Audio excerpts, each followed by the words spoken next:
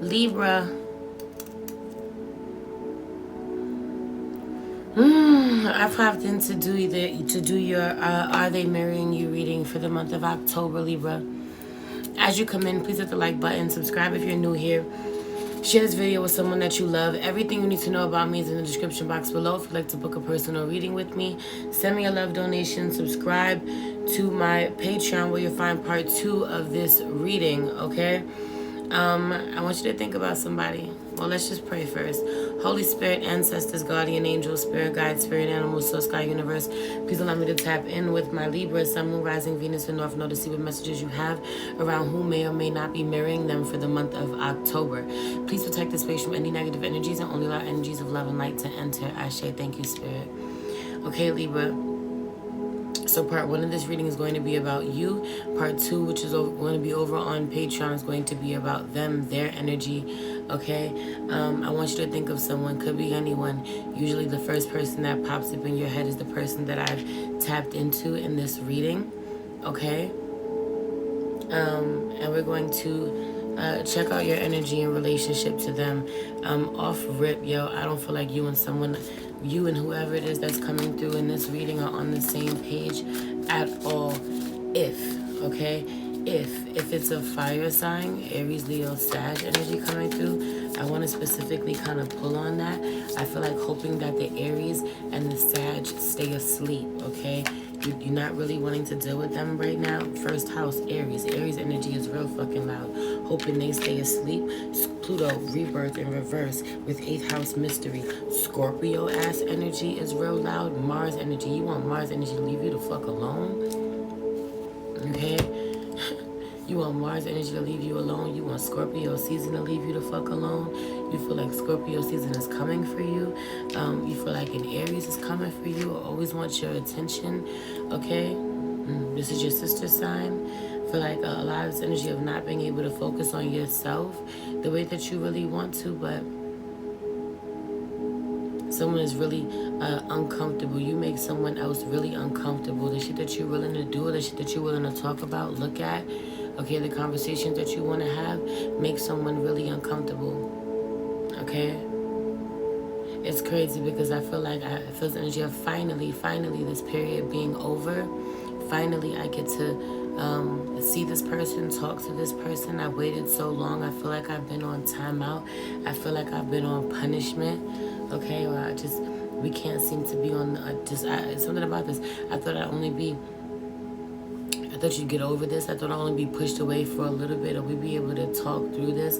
But there's something about, you know what, we can't go forward. Someone has cut cords. Some of you have done a cord cutting ritual once and for all. You're tired of being connected to somebody. Congratulations, good for you.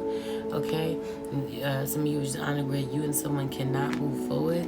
Some of you are ready to write someone off because they've hurt you, because you were completely invested in them, and once they decided that they didn't want to reciprocate your love in the way that you wanted, which I could see out here, once they decided they didn't want to do the same work, and they expressed this, you want to cut all cords with them, okay, or you pull your love back from them, okay. For some of you, you are tired of being reminded. Some of you are tired of being reminded of the mistakes that you have made in the past. I'm tired of being reminded of the mistakes that I've made in the past. I've completed this cycle. I'm no longer this person. The world card out here in reverse. Okay? I just feel like I have successfully defeated myself. Okay? I've successfully moved forward from, the worst parts, the worst mistakes that I've made, the worst part of myself, the worst version of myself. No, I'm never going back there. I've defeated things people thought I'd never defeat. A lot of energy of people looking at you like you a fucking lowlife in some way, or whatever it is you do for a living. People thought it was a joke, thought you weren't going to, you'd never get the position that you got, or They remember what you used to do. Someone never had a real job, or someone always had a fucked up job. Someone was always a scammer or a stripper or a drug dealer, or someone was unemployed, may have relied on people in some way in the past, and they think that you're still this way, but you're not, or they've always expected you to be this way, but you're not. You have manifested such a beautiful life for yourself. You have become so responsible. Okay? You can handle the responsibility of things that you couldn't handle before, others didn't feel like you were capable of, but I feel like it's a little bit of both. You weren't capable of, and people didn't believe in you. People felt like you were incapable, and at that time you absolutely were, but okay? A lot of transforming yourself, working on yourself, evolving. When people keep counting you out or feeling like you're not, or feeling like you're not doing enough or moving at their pace, okay, someone is ready to ask more of you. You and someone are not on the same page at all. Someone wants to ask more of you. Whatever little money you give to contribute, or, you know, Leo energy being really loud, okay, Taurus energy being really loud, Aries and Scorpio. Whatever you give, whatever you contribute, not being enough to someone wants more, especially if y'all have children together. You got to show up more, you got to pay more, you got to take more responsibility. They say this, they ask something of you, someone asks you to invest more in them. You gear yourself up to do that. You working yourself up to open yourself up more to them, to be more vulnerable, to commit to them. And this is what the fuck you tell yourself. Okay, Libra, listen. Okay, you're working your way up, and then they just pull the rug from out from under you in some way. Or they just change their mind on you in some way, and now you're like recovering. This energy of recovering, dealing with the stinger energy, stinger energy. Fucking Scorpio is so loud. You know, ultimately, even if there's other people involved, you feel like a Scorpio is at the root of all this. A Scorpio is responsible for all this. Or if I'm dealing with different placements, this could be within your own chart. You feel like the Scorpio placement within your chart or the Scorpio placement within someone else is fucking responsible for whatever the fuck is going on. But it's Scorpio season, as it should be. Separation out here in reverse, and this could be the one. Okay, so I just feel like I'm tired of being separated from you. I miss you so much, or I want us to be closer, or I can feel the gap widening. I'm ready to change something about our connection. I'm ready to close the gap between us, take it to the next level. I miss you, sadness, missing you, thinking about you, yearning, unsure of future. But this could be the one.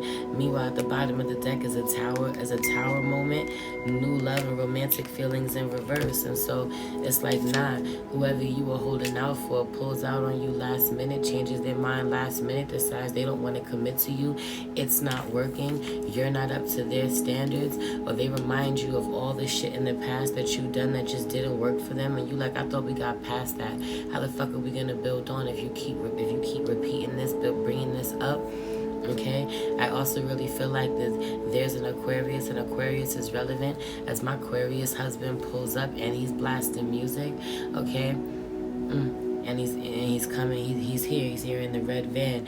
There's something about this. I just feel like music being relevant, someone wanting to work with you creatively.